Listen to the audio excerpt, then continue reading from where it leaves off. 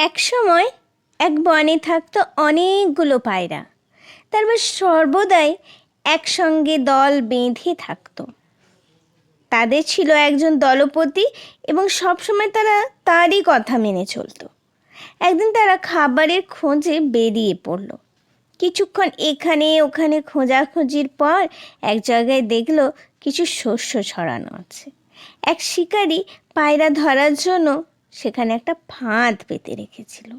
ব্যাপারটা বুঝতে না পেরে যেই মাত্র ওরা শস্য খাওয়ার জন্য নিচে নামলো, সঙ্গে সঙ্গে একটা জালে আটক পড়ে গেল। এইভাবে ফাঁদে পড়ে পায়রাগুলো তাদের বিপদ বুঝে তাদের ভাষায় পরিত্রাহি চিৎকার করতে লাগলো। সে সময় তাদের দলপতি সেখানে ছিল না।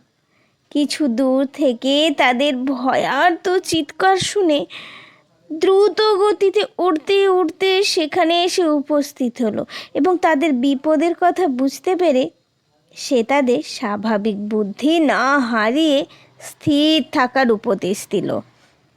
সে সময় তাদের বলল, জালটা নিয়ে উড়তে উড়তে দূরে এক পাহাড়ের ওপরে যেতে। সেখানে বাস করে তার এক ইঁদুর বন্ধু।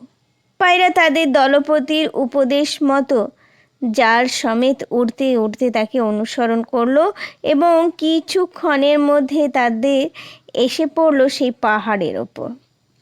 ইঁদুর বন্ধু সঙ্গে সঙ্গে তাদের বাসা থেকে বেরিয়ে এসে জালের সুতোটা কেটে তাদেরকে মুক্ত করলো। তাহলে নীতি কথা কি বন্ধুরা? একতা যোগায় শক্তি আর সাহস।